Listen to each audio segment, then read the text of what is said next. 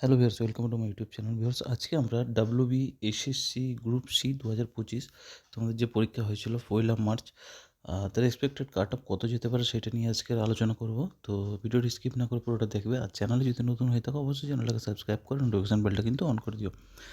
তো চলো, সবার প্রথমে আমরা দেখে নেব।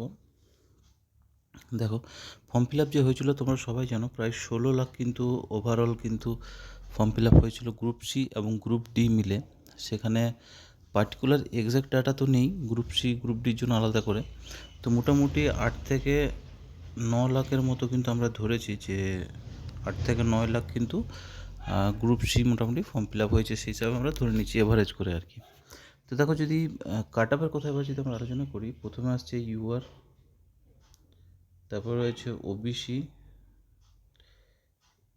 এসসি, এসটি আর ইডব্লিউএস।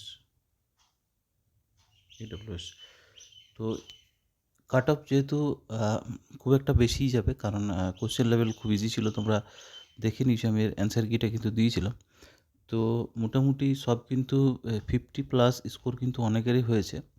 তো সেই হিসাবে যদি কাট অফটা আমরা দেখি, মোটামুটি 54-এর মতো কিন্তু আমি কাট অফ ধরেছি। 54 বা তার বেশি আর কি, কম যাবে না, কাট অফ খুব একটা বেশিই যাবে। ওবিসির ক্ষেত্রে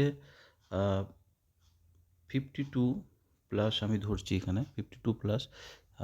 ওবিসি বি বা এ খুব একটা ডিফারেন্স হয় না, পয়েন্টের ডিফারেন্স হবে হয়তো। তো যাই হোক, 52+ ধরছি। এসসির ক্ষেত্রে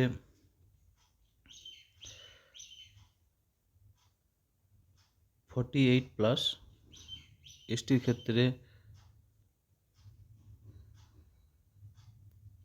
46+, আর ইডব্লিউএসের ক্ষেত্রে 45+।